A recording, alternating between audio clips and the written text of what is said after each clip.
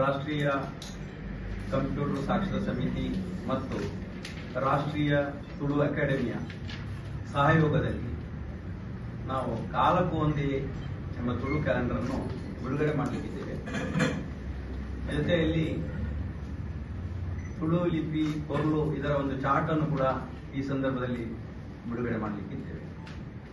ತುಳು ಕಾಲಕ್ಕೂ ಒಂದೇ ದಿನದರ್ಶಿಕೆಯನ್ನು ಇವತ್ತು ಬಿಡುಗಡೆ ಮಾಡಲಿಕ್ಕೆ ಇದ್ದೇವೆ. ಅದಕ್ಕೆ ಈ ಸಂದರ್ಭದಲ್ಲಿ ಪ್ರಾಸ್ತಾವಿಕವಾಗಿ ಒಂದೆರಡು ಮಾತನ್ನು ನಾನು ಹೇಳಲಿಕ್ಕೆ ಇಚ್ಛಪಡ್ತೇನೆ. ಬಹಳ ಹಿಂದೆ ತುಳು ಲಿಪಿ ನೇಪಥ್ಯಕ್ಕೆ ಸರಿದು ಹೋಗಿದ್ದದ್ದು ಎಲ್ಲರಿಗೂ ಗೊತ್ತಿರುವ ವಿಚಾರ.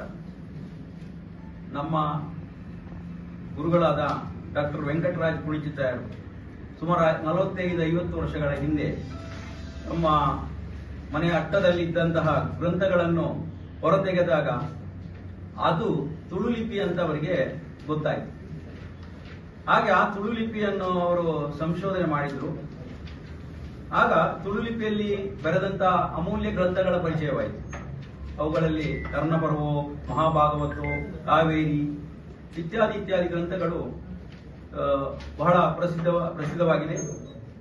ಅಮೂಲ್ಯವಾದಂತಹ ವೈದ್ಯ ಗ್ರಂಥಗಳು ಕೂಡ ಅದರಲ್ಲಿದೆ. ಆದ ಕಾರಣ ಈಗ ಬೇರೆ ಭಾಷೆ ಕೂಡ ನಾವು ಈಗ ಬೇರೆ ಬೇರೆ ಭಾಷೆಯವರಿದ್ದೇವೆ. ಕರ್ನಾಟಕ ಇಲ್ಲಿ ತುಳುನಾಡು ಅಂತ ಹೇಳುವಂತ ಈ ಪ್ಲೇಸ್ ಕರಾವಳಿಯಲ್ಲಿ ಬಹಳಷ್ಟು ಭಾಷೆಗಳನ್ನು ಮಾತಾಡ್ತಾರೆ. ಅವರಿಗೆ ತುಳುವನ್ನು ಇಷ್ಟರವರೆಗೆ ಅವರು ಕನ್ನಡದಲ್ಲೇ ಬರೀತಿದ್ರು. ತುಳು ಲಿಪಿಯನ್ನು ಹೆಚ್ಚಿನ ಅವರಿಗೆ ತುಳು ಲಿಪಿ ಬರೀಲಿಕ್ಕೆ ಗೊತ್ತಿಲ್ಲ ಇವತ್ತಿಗೂ. ಆ ತುಳು ಲಿಪಿಯ ಗ್ರಂಥಗಳನ್ನು ಓದಬೇಕಾದ್ರೆ ಕನ್ನಡವನ್ನು ಕಲಿತ್ರೆ ಅವರಿಗೆ ಆಗಲ್ಲ. ಅದಕ್ಕೆ ಅವರು ತುಳು ಲಿಪಿಯನ್ನು ಕಲಿತ್ರೆ ಮಾತ್ರ ಅದರಲ್ಲಿರುವಂತಹ ಅಮೂಲ್ಯವಾದ ಗ್ರಂಥ ಸಾಹಿತ್ಯಗಳನ್ನು ಕಲಿಬಹುದಾಗಿದೆ. ಆದ ಕಾರಣ ಇವತ್ತು ತುಳು ಗ್ರಂಥಗಳು ಸಾಕಷ್ಟು ಇದೆ. ಈಗ ಧರ್ಮಸ್ಥಳ ನೀವು ಹೋದ್ರೆ ಅಥವಾ ಕಾಸರಗೋಡು ಯೂನಿವರ್ಸಿಟಿ ಹೋದ್ರೆ ಸಾಕಷ್ಟು ಗ್ರಂಥಗಳು ಇದೆ, ತುಳುವಿನ ಗ್ರಂಥಗಳು. ಆ ತುಳು ಲಿಪಿಯಲ್ಲಿ ಬರೆದ ಗ್ರಂಥಗಳನ್ನು ಓದಲಿಕ್ಕೆ ಸಾಧ್ಯ ಆಗ್ತಾ ಇಲ್ಲ. ಅವುಗಳನ್ನು ಬಹಳಷ್ಟು ಅವಳ ಸಾಹಿತ್ಯವನ್ನು ಅರಿತಾಗ ನಾವು ಬೇರೆ ಭಾಷೆ ಕೂಡ ಅದನ್ನು ತರ್ಜುಮೆ ಮಾಡಬಹುದು. ವೈದ್ಯ ಗ್ರಂಥಗಳಲ್ಲಿ ಅಮೂಲ್ಯವಾದ ವಿಚಾರಗಳಿದೆ, ಇನ್ನು ಜಾನಪದ ಸಾಹಿತ್ಯ ಇದೆ. ಎಲ್ಲ ವಿಚಾರಗಳು ಇದರಲ್ಲಿ ವಿಶಿಷ್ಟವಾದ ಒಂದು ಸಂಪ್ರದಾಯ. ಈ ತುಳು ನಮ್ಮ ಏನು ಗಡಿನಾಡಿನಲ್ಲಿ ಅಥವಾ ಈ ಕಾಸರಗೋಡಿನಿಂದ ಇಲ್ಲಿವರೆಗೆ ಕರಾವಳಿಯಲ್ಲಿ ಒಂದು ವೈಶಿಷ್ಟ್ಯಪೂರ್ಣ ಒಂದು ಸಂಸ್ಕೃತಿ ಇದೆ. ಅದು ಬೇರೆಯಲ್ಲಿ ನಿಮಗೆ ಕಾಣಲಿಕ್ಕೆ ಸಿಗುವುದು ಬಹಳ ಅಪರೂಪ. ಆದ್ರಿಂದ ಇಂತಹ ವಿಚಾರಗಳನ್ನು ನಾವು ಬಹಳಷ್ಟು ಜನರಿಗೆ ತಿಳಿಸಬೇಕಾಗಿದೆ. ಈ ವಿಚಾರಗಳು ಈಗಾಗಲೇ ಈ ತುಳು ಲಿಪಿಗೆ ಏನು ಪುಳಿಚಿತಾಯರು 45 ವರ್ಷಗಳ ಹಿಂದೆ ಅದನ್ನು ತೆಗೆದುಕೊಂಡು ಹೊರಗೆ ತಂದರು. ಆನಂತರ ಸಂಶೋಧನೆಗಳಾದವು. ಆನಂತರ ತುಳುವಿನ ಪ್ರಚಾರ ಕೂಡ ಬಂತು. ಇತ್ತೀಚಿನ ದಿನಗಳಲ್ಲಿ ಏನಾಗಿದೆ ಅಂದ್ರೆ ತುಳುವಿನ ಲಿಪಿಯನ್ನು ಕಲಿಸುವಂತ ಪ್ರಯೋಗಗಳು ನಡೀತಾ ಇದೆ. ತಮಗೆಲ್ಲ ಗೊತ್ತಿದೆ, ಬಹಳಷ್ಟು ಶಾಲೆಗಳಲ್ಲಿ ಅವುಗಳನ್ನು ತುಳು ಲಿಪಿಯನ್ನು ಕಲಿಸುವಂತ ಯೋಜನೆ ಮಾಡ್ತಾ ಇದ್ದಾರೆ. ಸೊ ಅಂತಹ ಸಂದರ್ಭದಲ್ಲಿ ಈ ತುಳುವಿಂದು ಪ್ರಪ್ರಥಮವಾಗಿ 2007ರಲ್ಲಿ ನಮ್ಮ ಗುರುಗಳಾದ ಡಾಕ್ಟರ್ ವೆಂಕಟರಾಜ್ ಪುಳಿಚಿತಾಯ ಅಂದ್ರೆ ಆಧುನಿಕ ತುಳುವಿನ ಪಿತಾಮಹ ಅಂತ ಕರೆಯಲ್ಪಡುವವರು, ಅವರು ನಮ್ಮ ಹತ್ರ ಒಂದು ವಿಚಾರ ತಿಳಿಸಿದ್ರು. ಅಂದ್ರೆ ನಿಮ್ಗೆ ತುಳುವಿಗೆ ಒಂದು ಲಿಪಿ ಮಾಡಲಿಕ್ಕೆ ಸಾಧ್ಯ ಇದೆಯಾ ಅಂತ ಕೇಳಿದ್ರು. ಯಾಕಂದ್ರೆ ನಾವು ತಂತ್ರಜ್ಞಾನ ಆದ ಕಾರಣ ಅವರು ನಮ್ಮ ಹತ್ರ ಕೇಳಿದ್ರು. ಸೊ ಅದಕ್ಕೆ ನಾವು ಆ ಸಂದರ್ಭದಲ್ಲಿ ಆ ಲಿಪಿಯನ್ನೆಲ್ಲ ಕಲಿಬೇಕಿತ್ತು. ಹಾಗಾಗಿ ಆ ಲಿಪಿಯನ್ನು ಕಲಿತು ಅವುಗಳನ್ನು ನಾವು ಅದಕ್ಕೆ ಗಣಕೀಕೃತ ಲಿಪಿ ಅಂದ್ರೆ ಗಣಕೀಕೃತವಾಗಬೇಕು. ಅದು ಗಣಕೀಕೃತ ಲಿಪಿಯ ಕಂಪ್ಯೂಟರೈಸ್ ಮಾಡಿಕೊಂಡು ಅದನ್ನು 2007ರಲ್ಲಿ ಪ್ರಯತ್ನ ನಾವು ಆರಂಭ ಮಾಡಿದ್ವಿ. 2008ರಲ್ಲಿ ಅದು ಮುಗಿಯಿತು ಅದರ ಕೆಲಸಗಳು. ಡಾಕ್ಟರ್ ವಿಘ್ನರಾಜ್ ಅಂತ ಹೇಳಿ, ವಿಘ್ನರಾಜ್ ಭಟ್ ಅಂತ ಹೇಳಿ ಅವರು ಧರ್ಮಸ್ಥಳದವರು. ಆನಂತರ ಪ್ರೊಫೆಸರ್ ಡಾಕ್ಟರ್ ರಾಧಾಕೃಷ್ಣ ಬೆಳ್ಳೂರು, ಅವರು ಕೂಡ ಕಾಸರಗೋಡಿನವರು ಪ್ರೊಫೆಸರ್ ಆಗಿದ್ದಾರೆ. ಮತ್ತೆ ಡಾಕ್ಟರ್ ಕೇಕುನ್ ನಾಯರು, ಅದೇ ರೀತಿ ನಮ್ಮ ಮಿತ್ರರಾಗಿರುವಂತಹ ಶ್ರೀ ಪ್ರದೀಪ್ ಡಿ ಸೋಜಾ, ಇವರು ಕೂಡ ಬಹಳಷ್ಟು ಕೆಲಸಗಳನ್ನು ಮಾಡಿದ್ದಾರೆ. ಆ ಸಂದರ್ಭದಲ್ಲಿ ಅವುಗಳನ್ನು ನಾವು ಮರೆಯಲಿಕ್ಕೆ ಆಗುವುದಿಲ್ಲ. ಸೊ ಅದನ್ನು ನಾವು 2007-8ರಲ್ಲಿ ತಯಾರು ಮಾಡಿದಂಥದನ್ನು ನಾವು ಬಿಡುಗಡೆಗೋಸ್ಕರ ಪ್ರಯತ್ನ ಮಾಡಿದೆವು. ಆ ಸಂದರ್ಭದಲ್ಲಿ ಆಕಸ್ಮಿಕವಾಗಿ ಧರ್ಮಸ್ಥಳ ಉಜಿರೆಯಲ್ಲಿ ಒಂದು ವಿಶ್ವ ತುಳು ಸಮ್ಮೇಳನ ಅಂತ ಆಯಿತು 2008ರಲ್ಲಿ. ಆ ಸಂದರ್ಭದಲ್ಲಿ ನಾವು ಈ ಬಗ್ಗೆ ಡಾಕ್ಟರ್ ರಾಧಾಕೃಷ್ಣ ಬೆಳ್ಳೂರು ಅವರು, ಕಾಸರಗೋಡಿನ ಪ್ರೊಫೆಸರ್, ಒಂದು ಪುಸ್ತಕ ಬರೆದ್ರು ಇದರ ಮೇಲೆ. ಅಂದ್ರೆ ಗಣಕೀಕೃತ ತುಳು ಲಿಪಿ ಅಂತ ಹೇಳಿ ಒಂದು ಪುಸ್ತಕವನ್ನು ಬಿಡುಗಡೆ ಮಾಡಿದ್ರು. ಯಾವುದೇ ದಿವಸ ಯಾವುದೇ ಗಳಿಗೆ ಏನೇ ಇದ್ರು ಕೂಡ ಅದರಲ್ಲಿ ನಕ್ಷತ್ರ ಇರ್ಬೋದು, ಯೋಗ ಇರ್ಬೋದು, ಕರ್ಣ ಇರ್ಬೋದು, ಎಲ್ಲವೂ ಅದರಲ್ಲಿ ಅಡಕವಾಗಿದೆ. ಹೊಸ ನಮ್ಮ ದಕ್ಷಿಣ ಕನ್ನಡದಲ್ಲಿ ನಡೆಯುವಂತಹ ಏನು ಕಾರ್ಯಕ್ರಮಗಳು ಅವುಗಳನ್ನು ಕೂಡ ಅದರಲ್ಲಿ ಅಡಕ ಮಾಡ್ತಾ ಇದ್ದೇವೆ. ಈಗ ನಮ್ಮಲ್ಲಿ ಪತ್ತನಾಜ ಅಂದ್ರೆ ಏನು, ಬಲಿಲೆಪ್ಪುನ ದಿನ ಅಂದ್ರೆ ಏನು, ಆನಂತರ ಕೆಡ್ಡಾಸ್ ಅಂದ್ರೆ ಏನು, ಇದು ಹೆಚ್ಚಿನವರಿಗೆ ನಮ್ಮ ತುಳುವರಿಗೆ ಗೊತ್ತಿಲ್ಲ. ಅದನ್ನು ಕೂಡ ಅದರಲ್ಲಿ ನಾವು ಅಡಕ ಮಾಡಿದ್ದೇವೆ. ಇದಕ್ಕೆ ಅಷ್ಟು ಮಹತ್ವಪೂರ್ಣವಾದ ಒಂದು ಇದು ಅದಲ್ಲದೆ 11 ವರ್ಷಗಳಿಂದ ಯಾರ ಸಹಾಯವೂ ಪಡೆಯದೆ ಆರ್ಥಿಕವಾಗಿ ನಾವು ಸ್ವಂತವಾಗಿ ಮಾಡಿಕೊಂಡು ಅದನ್ನು ಉಚಿತವಾಗಿ ನಾವು ಎಲ್ಲಾ ಶಾಲೆಗಳಿಗೆ ಕಾಲೇಜುಗಳಿಗೆ ಕೊಡ್ತಾ ಬರ್ತಾ ಇದ್ದೇವೆ. ಸೊ ಆದ್ರಿಂದ ಈ ಕ್ಯಾಲೆಂಡರ್ಲಿ ಏನು ವಿಶೇಷತೆ ಅಂತ ಹೇಳಿದ್ರೆ, ಇದು ನಮ್ಮ ಪಾಶ್ಚಾತ್ಯ ಸಂಸ್ಕೃತಿಯ ಕ್ಯಾಲೆಂಡರ್ ಅನ್ನು ನಾವು ನೋಡ್ತಾ ಇರೋದು. ಪಾಶ್ಚಾತ್ಯ ಕ್ಯಾಲೆಂಡರ್ಗಳು ನಮ್ಮ ಎಲ್ಲಾ ಕಡೆಯಲ್ಲಿ ಇರುವುದು ಪಾಶ್ಚಾತ್ಯ ಕ್ಯಾಲೆಂಡರ್ಗಳು. ಆದ್ರೆ ನಮ್ಮ ತುಳುವಿಗೆ ತನ್ನದೇ ಆದ ಒಂದು ಕ್ಯಾಲೆಂಡರ್ ಇದೆ. ಅವುಗಳು ಯಾವಾಗ ಸ್ಟಾರ್ಟ್ ಆಗುತ್ತೆ? ಏಪ್ರಿಲ್ ತಿಂಗಳಲ್ಲಿ ಸ್ಟಾರ್ಟ್ ಆಗುತ್ತೆ. ಏಪ್ರಿಲ್ ತಿಂಗಳ ವಿಷು ಅಂತ ಹೇಳ್ತಾರೆ ಅಥವಾ ಬಿಸು ಅಂತ ಹೇಳ್ತಾರೆ. ಆ ಸಂದರ್ಭದಲ್ಲಿ ಅದು ಆರಂಭವಾಗುವಂಥದ್ದು. ಈ ವರ್ಷ ಏಪ್ರಿಲ್ 14ನೇ ತಾರೀಕಿನಂದು ಅದು ಆರಂಭ ಆಗುತ್ತೆ. ಆ ನಂತರ ಅದು ಮುಗಿದಿದೆ ಯಾವಾಗ? ಕೊನೆಯ ತಿಂಗಳು ಯಾವಾಗ ಬರುತ್ತೆ? ಏಪ್ರಿಲ್ 13. ಸೊ ಈ ರೀತಿಯ ಈ ತಿಂಗಳುಗಳಲ್ಲಿ ಅದು ಆಗ್ತದೆ. ಅದು ಎಲ್ಲಿಂದ ಆರಂಭ ಆಗುತ್ತೆ? ಮಧ್ಯಭಾಗದಿಂದ. ನಮ್ಮ ಜನವರಿಯಲ್ಲಿ 14ನೇ ತಾರೀಕು ಸಂಕ್ರಮಣ, ಎಲ್ಲರಿಗೂ ಗೊತ್ತಿದೆ. ಶಬರಿಮಲೆ ಹೋಗುವವರೆಲ್ಲ 14ನೇ ತಾರೀಕು ಸಂಕ್ರಮಣ. 15ನೇ ತಾರೀಕಿಂದ ಆರಂಭ ಆಗುತ್ತೆ. ಪ್ರತಿ ತಿಂಗಳಲ್ಲಿ 15ನೇ ತಿಂಗಳಿಂದ ಆರಂಭ ಆಗುವಂತ ಈ ಕ್ಯಾಲೆಂಡರ್ ಸಿಂಗೊಡೆ ಎಂಬುದು ಪ್ರಥಮ ದಿವಸ.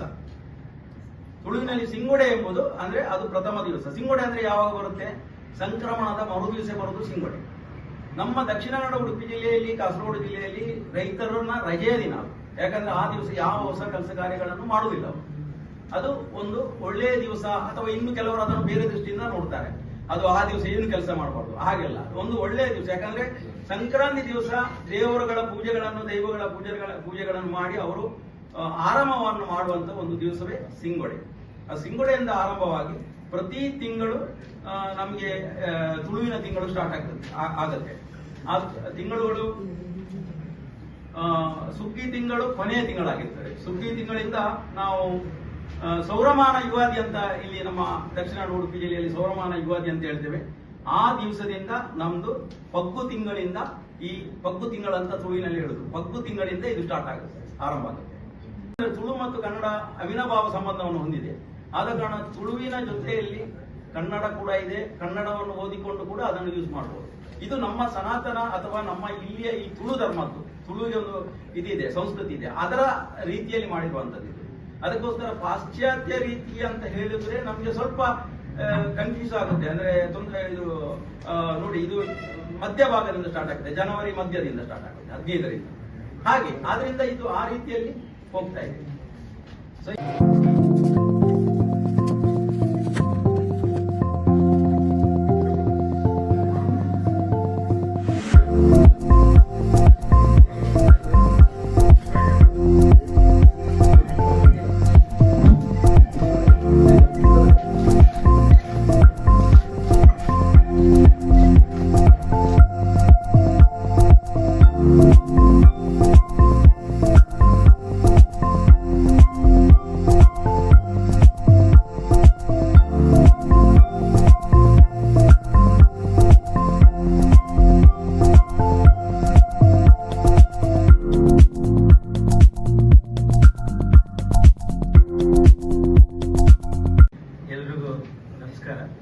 ಈ ದಿನ ಈ ಕಾಲಕುಂದೆ ತುಳು ಕ್ಯಾಲೆಂಡರ್ ಬಿಡುಗಡೆ ಸಮಾರಂಭದಲ್ಲಿ ಈ ವೇದಿಕೆಯನ್ನು ಹಂಚಿಕೊಂಡಿರುವಂತಹ ನಮ್ಮ ಶ್ರೀಲಾಕ್ಷ ಈ ಅವರೇ ಮತ್ತು ಡಾಕ್ಟರ್ ಪ್ರವೀಣ್ ರಾಜ್ ಅವರೇ, ಪ್ರದೀಪ್ ಡಿಸೋಜ ಅವರೇ, ರಾಘವೇಂದ್ರ ರಾವ್ ಅವರೇ, ಮತ್ತು ಇಲ್ಲಿ ನೆರೆದಿರುವ ಮಾಧ್ಯಮ ಮಿತ್ರರೇ ಹಾಗೂ ಎಲ್ಲರಿಗೂ ನಮಸ್ಕಾರಗಳನ್ನ ತಿಳಿಸ್ತಾ, ಈ ನಮ್ಮ ಡಾಕ್ಟರ್ ಪ್ರವೀಣ್ ರಾಜ್ಗೂ ನನಗೂ ಬಹಳಷ್ಟು ಅಂದರೆ ನಾನು ಬಂದು ಇಲ್ಲಿಗೆ ಮಂಗಳೂರಿಗೆ ಬಂದು ಸುಮಾರು 3 ವರ್ಷ ಆಗ್ತಾ ಬರ್ತಾ ಇದೆ. ಅವರು ಬಂದಾಗ ಅವರು ಭೇಟಿ ಆಗ್ತಾರೆ, ಸರ್ ನಾನು ಈ ಥರ ರಾಷ್ಟ್ರೀಯ ಕಂಪ್ಯೂಟರ್ ಸಾಕ್ಷರತಾ ಸಮಿತಿನ ಅಲ್ಲಿ ಕೆಲಸ ಮಾಡ್ತಾ ಇದ್ದೇನೆ, ನಮ್ಮದು ಕಂಪ್ಯೂಟರ್ ಲಿಟ್ರಸಿ ಸೆಂಟರ್ ಇದೆ ಅಂತ ಹೇಳ್ಬಿಟ್ಟು ಅವರಿಂದ ನಮಗೆ ಈಗ ನಮ್ಮ ಘಟಕದಲ್ಲಿ ಸುಮಾರು 850ರ ಮೇಲೆ ಅಧಿಕಾರಿ ಸಿಬ್ಬಂದಿಗಳಿದ್ದಾರೆ. ಎಲ್ಲ ರ್ಯಾಂಕ್ ಅವರು ಇದ್ದಾರೆ, PC ಇಂದ ಹಿಡಿದು DSP ಅಂತ ಅಸಿಸ್ಟೆಂಟ್ ಕಮಾಂಡೆಂಟ್ ಅವ್ರಿಗೂ ಇದ್ದಾರೆ. ಅವ್ರಿಗೆಲ್ಲರಿಗೂ ಏನು ಮಾಡಿದ್ರು, ಅವ್ರ ಮಗ ನಮ್ಮ ಕುಟುಂಬದ ಮಕ್ಕಳಿಗೋಸ್ಕರ ಮತ್ತು ಮನೆಯವರಿಗೆ ಎಲ್ಲರಿಗೂ ಅವರು ಉಚಿತವಾಗಿ ಕಂಪ್ಯೂಟರ್ ತರಬೇತಿಗಳನ್ನ ನೀಡ್ತಾ ಬರ್ತಾ ಇದ್ದಾರೆ. ಮತ್ತೆ ಅವರು ಇದರ ಒಂದ್ಸರಿ ಬಂದಾಗ ಕ್ಲಾಸ್ ನಡೆಸಲಿಕ್ಕೆ ಬಂದಾಗ ಅವರು ಒಂದು ವಿಷಯ ಹೇಳ್ತಾರೆ, ಸರ್ ನಾನು ಈ ತರ ತುಳು ಲಿಪಿ ಬಗ್ಗೆ ಒಂದು ಕ್ಯಾಲೆಂಡರ್ನ ಮಾಡಿದ್ದೇನೆ ಮತ್ತು ಅದು ಕಲಿಸ್ಲಿಕ್ಕೆ ಪ್ರಯತ್ನವನ್ನ ಮಾಡ್ತಾ ಇದ್ದೇನೆ ಸರ್. ಯಾಕಂದ್ರೆ ನನಗೇನ್ ಅನ್ಸ್ತದೆ ಅಂದ್ರೆ ಭಾಷೆಗಳನ್ನ ಕಲಿಯೋದು ಬಹಳ ಖುಷಿ ಅನ್ಸ್ತದೆ. ಯಾಕಂದ್ರೆ ನಮ್ಮ ಮಾತೃಭಾಷೆ ಯಾವುದೇ ಆಗಿದ್ರು ಬೇರೆ ಭಾಷೆಗಳನ್ನ ನಾವು ಕಲಿತಾಗ ಅದೇನೋ ಒಂಥರ ಸಂತೋಷ ಆಗ್ತದೆ. ಇಲ್ಲ ಮಂಗಳೂರಿಗೆ ಬಂದಾಗ ಅದು ಹೇಳ್ಬೇಕೋ ಬೇಡವೋ ಗೊತ್ತಿಲ್ಲ. ಮಂಗಳೂರಿಗೆ ಬಂದಾಗ ತುಳು ಮಾತಾಡಿದ್ರೆ ಒಂಥರ ಬೇರೆ ಒಂಥರ ಏನೋ ಗೌರವ ಅಲ್ಲ, ತಪ್ಪು ತಿಳಿಬೇಡಿ, ಒಂಥರ ಏನೋ ಅವ್ರಿಗೆ ಅಭಿಮಾನ ಇರ್ತದೆ. ಪ್ರತಿಯೊಬ್ಬರಿಗೂ ಅವ್ರ ಭಾಷೆ ಮೇಲೆ ಅಭಿಮಾನ ಇರ್ತದೆ. ಹಾಗೆ ತುಳು ಮಾತಾಡೋದು ಹಂಗಂಗೆ ಅಲ್ಲ. ನಾನು ಅಂದ್ಕೊಡ್ತೇನೆ, ಎಲ್ಲೇ ಹೋದ್ರು ಅಷ್ಟೇನೆ. ಈಗ ಉತ್ತರ ಕರ್ನಾಟಕದಲ್ಲಿ ಕೆಲಸ ಮಾಡ್ತಾ ಇರ್ಬೇಕಾದ್ರೆ ಅಲ್ಲಿನ ಭಾಷೆ ಕನ್ನಡ ಭಾಷೆ ಆದ್ರೂ ಮಾತಾಡೋದು ದಾಟಿ ಬೇರೆ ಇರ್ತದೆ. ಅದೊಂಥರ ಇಷ್ಟ ಆಗ್ತಾ ಇದೆ.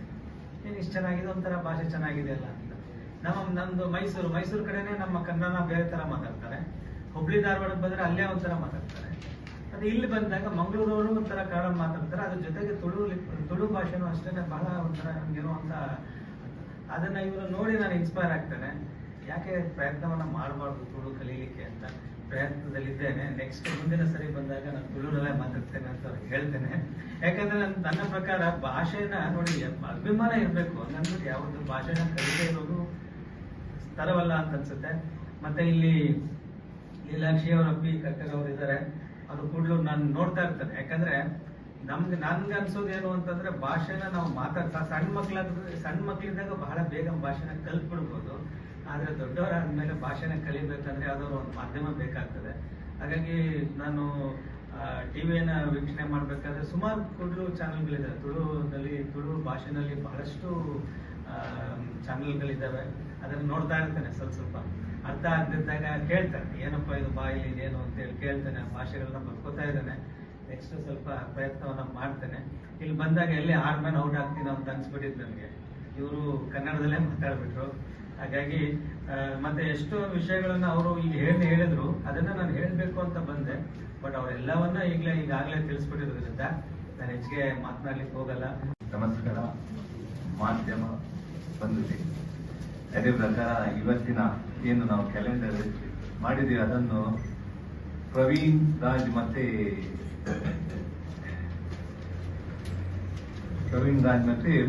ಪ್ರದೀಪ್ ಡಿಸೋಜ ಸೇರ್ಕೊಂಡು ಏನು ಮಾಡ್ಕೊಂಡಿದ್ದಾರೆ. ಇದು ತುಳು ಭಾಷೆ ನಮ್ಮ ಕುಡ್ಲಂದು ಸಹ ಅಷ್ಟೇ. ನಮ್ಮ ಕುಡ್ಲ ಚೆನ್ನಾಗಿ ಸ್ಟಾರ್ಟ್ ಆದದೇ ತುಳು ನ್ಯೂಸ್ನಿಂದ. ಸೊ ಪ್ರತಿ ದಿವಸ ನಾವು 8ರಿಂದ 8:30 ನ್ಯೂಸ್ ಮಾಡ್ತಿದ್ದೆ. ಇವತ್ತಿನ ಡೇಟ್ ಅದು ನಡೆಯುತ್ತಾ ಉಂಟು. ಅದೇ ತುಳು ನ್ಯೂಸ್ ಮಾಡಿದ ನಂತರ ನಮಗೆ ಏನಾಯ್ತು ಅಂತ ಹೇಳೋದು, ಒಂದು ಹೊಸದನ್ನು ನಾವು ಜನರಿಗೆ ಪರಿಚಯ ಮಾಡಿದ್ದೇವೆ ಅಂತ ಆಯ್ತು. ಅದೇ ನಾವು ಸರ್ ಹೇಳಿದಾಗೆ ಆಗ ನಾವು ಮಂಗಳೂರಿನಿಂದ ನಾವು ಆಕ್ಚುಲಿ ಬಾಂಬೆ ಅವರು ಊರಿಗೆ ಬಂದ ನಂತರ ಇಲ್ಲಿ ನಾವು ನೋಡುವಾಗ ತುಳು ಭಾಷೆ ಮಾತಾಡ್ಲಿಕ್ಕೆ ಜನ ಹಿಂಜರಿತಿದ್ರು. ಅದೇ ಇವತ್ತಿನ ಕಾಲಮಟ್ಟದಲ್ಲಿ ಶಾಲೆ ಕಾಲೇಜುಗಳಲ್ಲಿ ತುಳು ಭಾಷೆಗೆ ಒಂದು ಹೊಸ ಅಧ್ಯಯನ ಸಿಗ್ಲಿಕ್ಕೆ ಕಾರಣ ಏನಂದ್ರೆ ತುಳು ಲಿಪಿ ಎಂಬುದು. ತುಳು ಲಿಪಿ ಭಾಷೆಯನ್ನು ಅಕಾಡೆಮಿಯ ಮುಖಾಂತರ ಹೊರಗಡೆ ಬರುವಾಗ ಅದಕ್ಕೆ ಒಂದು ಹೊಸ ರೂಪವೇ ಸಿಕ್ಕಿದೆ. ಈಗ ನಮ್ಮ ಪ್ರವೀಣ್ ರಾಜ್ ಅವರು ಹೇಳಿದ್ದು ಅವರು ಎಷ್ಟು ಪ್ರಯತ್ನ ಪಟ್ಟಿದ್ದಾರೆ ಅಂತ. ಆ ಲಿಪಿಯನ್ನು ತೆಗೆದು ಅದಕ್ಕೆ ಫಾಂಟ್ ಅನ್ನು ರೆಡಿ ಮಾಡಬೇಕಾದ್ರೆ ಅಷ್ಟು ಸುಲಭದ ಕೆಲಸ ಅಲ್ಲ. ಅದೇ ತುಂಬಾ ಕೆಲಸ ಉಂಟು. ಅದನ್ನೆಲ್ಲ ಅವರು ಅದರಲ್ಲಿ ಸಹ ಬೇರೆ ಬೇರೆ ಲಿಪಿಯಲ್ಲಿ ಸಹ ಚೆಂದ ಹೇಗೆ ಮಾಡೋದಂತ ಅದನ್ನು ಸಹ ಒಂದು ಚಾರ್ಟ್ ಮುಖಾಂತರ ಮಾಡಿ ಎಲ್ಲರಿಗೆ ಪೊರ್ಲು ಲಿಪಿ ಅಂತ ತೋರಿಸಿಕೊಟ್ಟಿದ್ದಾರೆ. ಆದ ಕಾರಣ ನೀವು ಏನು ಪ್ರಯತ್ನ ಮಾಡಿದ್ದೀರಿ ಪ್ರವೀಣ್ ರಾಜ್ ಅವರೇ, ಸೊ ನಿಮ್ಮ ಒಟ್ಟಿಗೆ ಯಾರೆಲ್ಲ ಸೇರಿಸಿದ್ದೀರಾ ಎಲ್ಲರಿಗೆ ನಾನು ಒಳ್ಳೆಯದನ್ನು ಬಯಸ್ತೇನೆ. ಯಾಕೆಂದರೆ ಈ ಕಾರ್ಯ ನಾವು ಎಲ್ಲರೂ ಇದು ಖಾಲಿ ನಿಮ್ಮ ಒಬ್ಬರದ್ದಲ್ಲ, ನಿಮ್ಮ ಟೀಮ್ನವರದ್ದಲ್ಲ. ಇದು ನಮ್ಮ ಮಂಗಳೂರಿನವರು, ಉಡುಪಿ ಎರಡು ಇಡೀ ನಮ್ಮ ದಕ್ಷಿಣ ಕನ್ನಡ ಜಿಲ್ಲೆಯವರು ಪ್ರತಿಯೊಬ್ಬರದ್ದು. ಯಾಕೆ ತುಳು ಭಾಷೆ ಉಳಿಬೇಕಾದ್ರೆ ನಾವು ತುಳು ಲಿಪಿ ಒಟ್ಟೆ ನಾವು ಕಲಿತ್ಕೊಂಡು ಹೋದ್ರೆ ನಮ್ಮ ಮುಂದಿನ ಜನಾಂಗಕ್ಕೆ ಆ ತುಳು ಭಾಷೆ ಮತ್ತಿನ ಸಹ ಒಂಜಿ ಉಂಟು, ತುಳು ಲಿಪಿ ಸಹ ಉಂಟಂತ ಒಂದವರಿಗೆ. ಹೇಗೆ ನಾನು ಜಾಸ್ತಿ ಅಂದ್ರೆ ತುಳುವಲ್ಲೇ ಮಾತಾಡೋದು. ದಯವಂತ ತುಳು ಭಾಷೆನೇ ಪೊರ್ಲು ಪಾಠದ ಕುಡಾತ್ ಪೊರ್ಲು ದಯವಂತ ನಮ್ಮ ಮಾಧ್ಯಮದ ಇತ್ತಿನ ಪ್ರತಿವರಿ ಆಗ್ಲ ತುಳು ಭಾಷೆ ನಿಮಿತ್ತ ಆತ ಅಭಿಮಾನ ಉಂಟು. ದಯವಂತ ತುಳುಕ ಕಾರ್ಯಕ್ರಮ ಇರ್ತದಲ್ಲ ಮಾಧ್ಯಮದ ಐಕ್ಯ ಕೊರ್ತಿನ ಪ್ರೋತ್ಸಾಹ ಬೇಟ ಕಾರ್ಯಕ್ರಮಗಳ ಕೊರ್ತಿಗೆ ದಯವಂತ ನಮ್ಮ ಈ ತುಳು ಭಾಷೆ, ತುಳು ಸಂಸ್ಕಾರ, ತುಳು ಸಂಸ್ಕೃತಿ ಒರ್ಪೋಡ್ ಬಂಪಿನ ದೃಷ್ಟಿಡೆ ಅಕಲ್ ಮಾತ್ರ ಮಸ್ತ್ ಪ್ರಯತ್ನ ಬೈತೆ ಅಂಚನೆ ನಿಖಿಲ್ ಈ ದಾರ ಕಾರ್ಯಕ್ರಮ ನಿಖಿಲ್ ಜೈದರ್ ಅಂದ್ರೆ ನಿಖಿಲಿಗೆ ಯಶಸ್ಸು ತಿಕ್ಕೊಂಡು ನಿರಂತರ ಅದೊಂದು ನಡತೊಂದು ಪೋಡು ದೇವಣ್ಣ ಈ 11 ವರ್ಷ ದಾದ ಈ ಸಾಧನೆ ಮಂದರೆ ಇದೇ ನಿಂಕಲ್ ಮೆಚ್ಚುವ ದೇವಣ್ಣ ಇದೇನೆ ಮಂತಂಪಲ್ಲಿ ಕೂಡ ತುಂಬ ಹೇಳ್ತೇವೆ ದೇವಣ್ಣ ಬೇರೆನ್ ಮಲ್ತೊಂದ ಲಿಪಿನ ಅಪಗಪಗ ಟೈಮ್ ಚೇಂಜಸ್ ಮಲ್ತೊಂದಲ್ಲ 11 ವರ್ಷದಿಂದ ನಮ್ಮ ಶ್ರಮ ಉಂಡು ಇಂದು ಮಾತೆರೆಗ್ಲ ಮುಟ್ಟೋಡು ಪಂಪಿನ ಎನ್ನೊಂದು ಉದ್ದೇಶ. Happy new year. Thank you so much.